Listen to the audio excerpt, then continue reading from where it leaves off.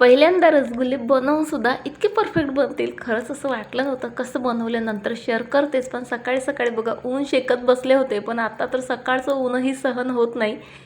थोडंसं पुरण होतं, सो त्याची पुरणपोळी केली मस्त, जो आहे सकाळी सकाळी ब्रेकफास्ट केला.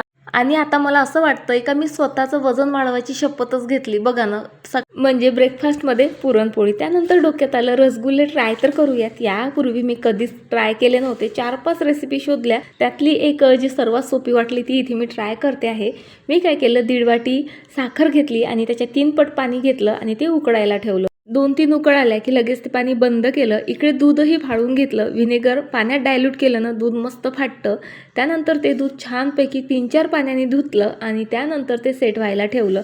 आता पुन्हा इथे पाक बनवायचा आहे. पुन्हा 1.5 वाटी साखर घेतली आणि आता ना 7-8 वाट्या पाणी घातलं आणि आता ते चांगलं उकळेस्तोवर इथे पनीर बघा मी हाताने छान असं जे आहे मळून घेतलं. बाइंडिंगसाठी 1 चम्मच कॉर्नफ्लोअर घालून पुन्हा जे आहे हात दुखेपर्यंत मळलं. त्यानंतर एक छोटासा रसगुल्ला बनवून आधी चेक केलं. फिंगर क्रॉस होती, पहिल्यांदा बनवत होती, भरपूर भीती होती, पण तो फुटला नाही. त्यानंतर सर्व रसगुल्ले बनवले आणि त्या पाकात चांगले 15 मिनिटं उकळून घेतले. त्यानंतर जो थंड व्हायला ठेवला होता पाक, त्यामध्ये ते 2 तास आणखी भिजवून घेतले आणि खरंच माझाच विश्वास नव्हता बसत, इतके परफेक्ट रसगुल्ले बनले होते ना.